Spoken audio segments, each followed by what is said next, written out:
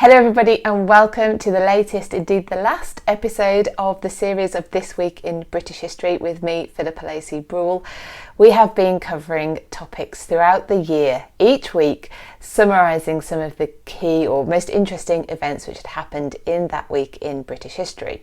Don't worry though, I'm not leaving you high and dry for 2021. I will be back in the new year with a new series on the monarchy of England and Britain, and we're going to look at the transitions between each. So we're looking specifically at how power transitioned from one monarch to the next, and of course it hardly ever went as smoothly or as planned, so it's all very, very interesting, and that is what we'll be covering in 2021.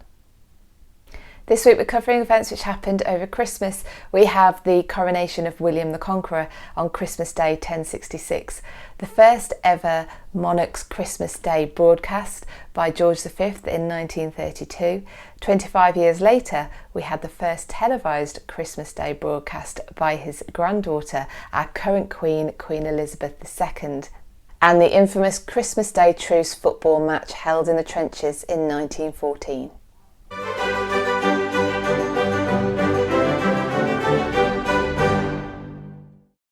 Whatever kind of Christmas you're having, I want to send you my love and best wishes for as happy a Christmas as that can possibly be, and obviously best wishes for a better 2021 for us all. If history tells us anything, it tells us that there are bad times. There is no getting out of it.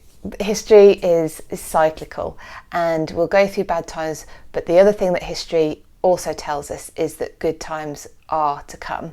And in the words of one of my favourite women from history, and somebody who, if you haven't heard of, please look up, Julian of Norwich, all shall be well, and all manner of things shall be well. Our first story for today is the coronation of William the Conqueror on the 25th of December 1066. William had been victorious at the Battle of Hastings the previous October and was now about to become formally King of England with his coronation ceremony at Westminster Abbey. The term the Conqueror is an improvement of sorts on what he was called before, although William of Normandy, that's fine, that's pretty descriptive. He came from Normandy, he was Duke of Normandy. William the Bastard was also a name attributed to William due to his parentage, him being the son of Robert, Duke of Normandy, but by his affair with a lady of common blood, Philippa. His coronation turned out to be a bit of a farcical affair, to be honest. He was sat on the throne, hearing the rites spoken. He only spoke French, and he never learnt English, and so the court became French speaking, and the English language, as you may know, has many different influences, French being a big one, especially in things like our laws and our and Parliament. I mean, there's a word that's French in root. I used to live in a cul-de-sac. Never thought that was strange. That's French. But his influence, obviously, speaking French and insisting on French being spoken at the court, had a big impact on our language. Anyway, back to his coronation. During the ceremony, there were the shouts of acclaim, God hail the king, and the guards outside mistook these for some sort of assault. And so, as would be pretty trademark of the Norman troops, they set fire to the surrounding buildings. Chaos then ensued.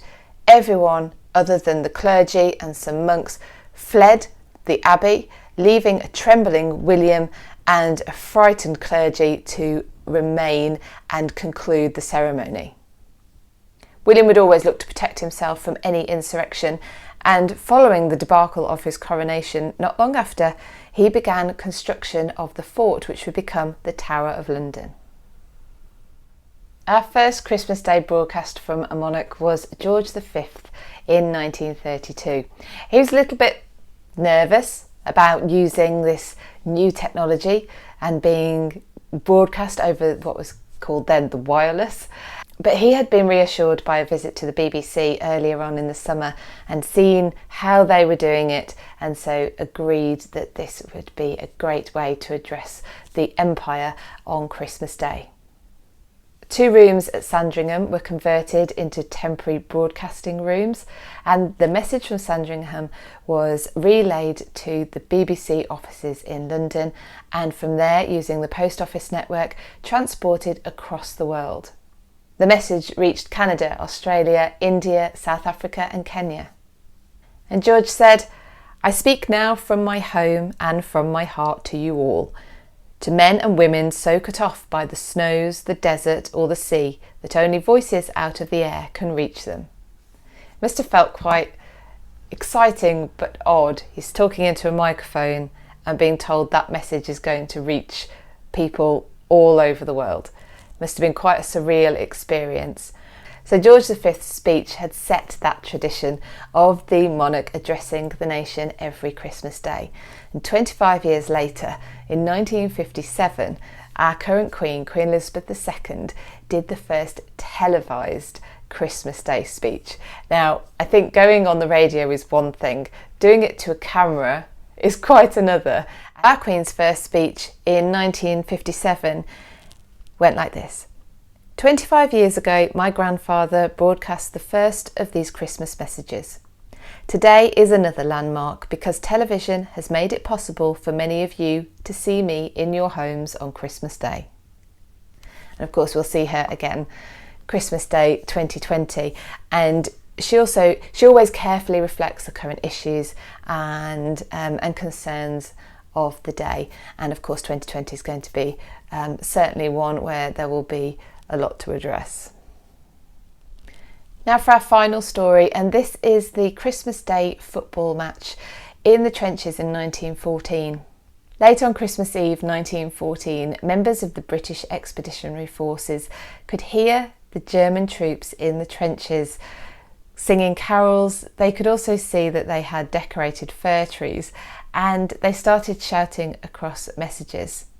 On Christmas Day, the troops came out of their trenches and met in no man's land. They exchanged gifts, took photographs, some played the impromptu game of football that is the bit that we all remember because it's such a poignant image. They buried their dead and they repaired their trenches. This truce was nowhere near observed all across the Western Front or other battle lines, unfortunately, and there were still casualties on Christmas Day. Indeed, some officers were rather unhappy about this truce. They thought it would undermine the fighting spirit of the men. After this had happened, High Command on both sides tried to put things in place to make sure that these truces did not happen again. However, there are small examples of instances where truces were upheld in other places, usually in order for the other side to, or both sides probably, to go and collect their dead and to do repairs to their trenches. For me, the story of the Christmas Day truce is really poignant. Obviously, it happened at Christmas for a reason. Christmas kind of gets us into this kind of mood, but also it shows that even when, as humans, we find ourselves on a different side of an argument, in this case, even a deadly argument, humanity does shine through when it's allowed to. People want to interact with other people, to be kind, to share, to give, to help, and I think that makes it a very poignant and powerful Christmas story. Thank you everybody so much for joining me for the last episode in the series of This Week in British History, episode 52. If you haven't seen all 52, then they are all there either as a podcast or on YouTube for you to enjoy at your leisure. But for now, until next series, until next time in 2021, I wish you a lovely Christmas, New Year, and I will see you all soon. Bye.